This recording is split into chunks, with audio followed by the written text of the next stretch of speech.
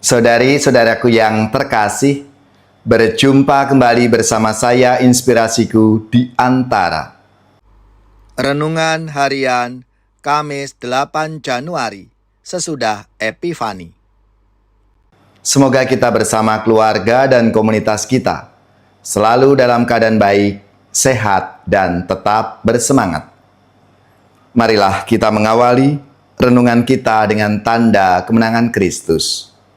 Dalam nama Bapa dan Putra dan Roh Kudus. Amin. Allah Bapa yang Maha Penyayang, kasih-Mu begitu agung dan mulia. Ajarilah kami meluhurkan nama-Mu dan melaksanakan kasih kepada sesama, agar kami pantas menjadi murid Yesus. Sebab Dialah Putra-Mu Tuhan dan pengantara kami, yang bersama dengan Dikau dalam persatuan Roh Kudus, hidup dan berkuasa Allah sepanjang segala masa. Amin. Dalam nama Bapa dan Putra dan Roh Kudus. Amin. Inspirasi kita hari ini dari Injil Suci menurut Lukas bab 4 ayat 14 sampai 22a. Marilah kita siapkan kitab suci kita masing-masing. Kita akan membaca bersama-sama lalu merenungkannya. Sesudah dicobai iblis di padang gurun, dalam kuasa Roh kembalilah Yesus ke Galilea, dan tersiarlah kabar tentang Dia di seluruh daerah itu. Selama di situ Ia mengajar di rumah-rumah ibadah di situ, dan semua orang memuji Dia. Lalu Ia datang ke Nazaret tempat Ia dibesarkan, dan menurut kebiasaannya pada hari Sabat Ia masuk ke rumah ibadat. Lalu berdiri, hendak membaca dari Alkitab. Kepadanya diberikan kitab Yesaya, dan setelah membukanya, ia menemukan nas di mana ada tertulis, Roh Tuhan ada padaku, oleh sebab Ia telah mengurapi aku, untuk menyampaikan kabar baik kepada orang-orang miskin, dan Ia telah mengutus aku, untuk memberitakan pembebasan kepada orang-orang tawanan dan penglihatan bagi orang-orang buta, untuk membebaskan orang-orang yang tertindas, untuk memberitakan tahun rahmat Tuhan telah datang. Kemudian Yesus menutup kitab itu, mengembalikannya kepada pejabat, lalu Ia duduk, dan mata semua orang dalam rumah ibadat itu tertuju kepadanya. Lalu Yesus mulai mengajar mereka, katanya, pada hari ini, genaplah nas tadi sewaktu kamu mendengarnya. Semua orang itu membenarkan Dia, dan mereka heran akan kata-kata indah yang diucapkannya. Demikianlah sabda Tuhan. Terpujilah Kristus. Saudari-saudaraku yang terkasih, kita seringkali menjumpai dua kata penting, yaitu visi dan misi. Visi merupakan suatu pandangan ke depan atau tujuan yang ingin dicapai di masa depan. Sedangkan misi adalah poin-poin penting tentang apa yang harus dilakukan untuk mencapai tujuan itu.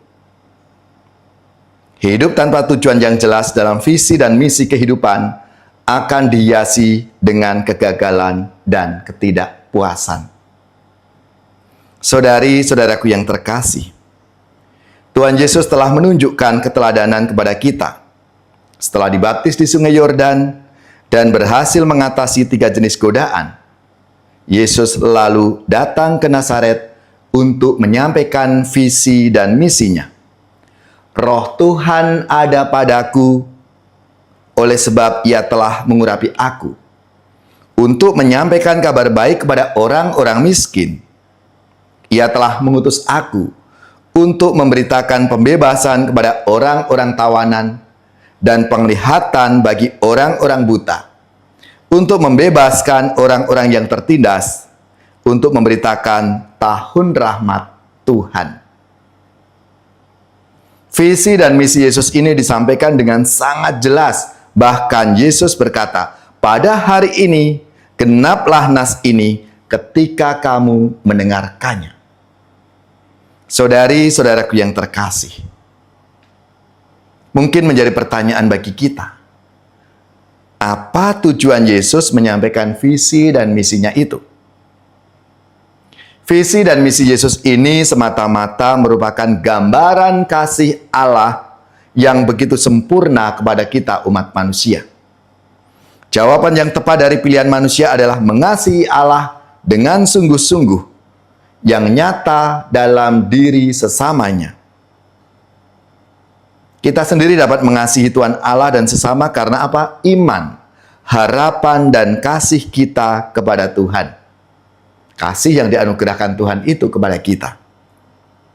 Maka menjadi pertanyaan bagi kita, mampukah, bisakah aku mengasihi Tuhan dan sesamaku itu?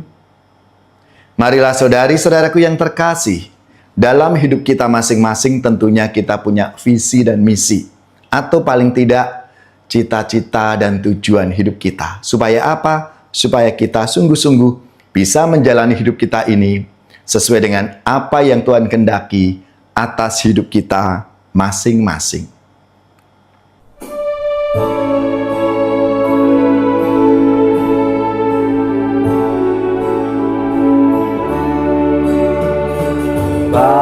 Bahagia manusia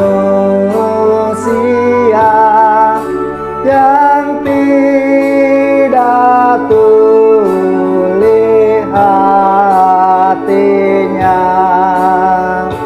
yang mendengar sabda Bapa, tekun melaksanakannya. Sabda Tuhan penuh daya, yang tersesat dipanggilnya, disembuhkannya yang luka, yang mati dihidupkannya. Bahagia manusia yang menerima sabda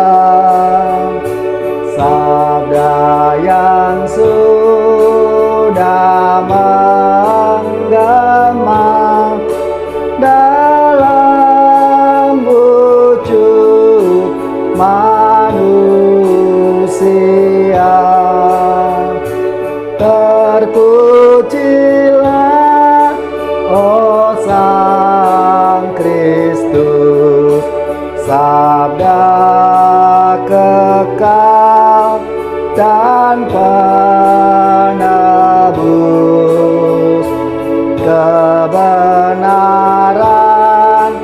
kehidupan, serta jalan keselamatan.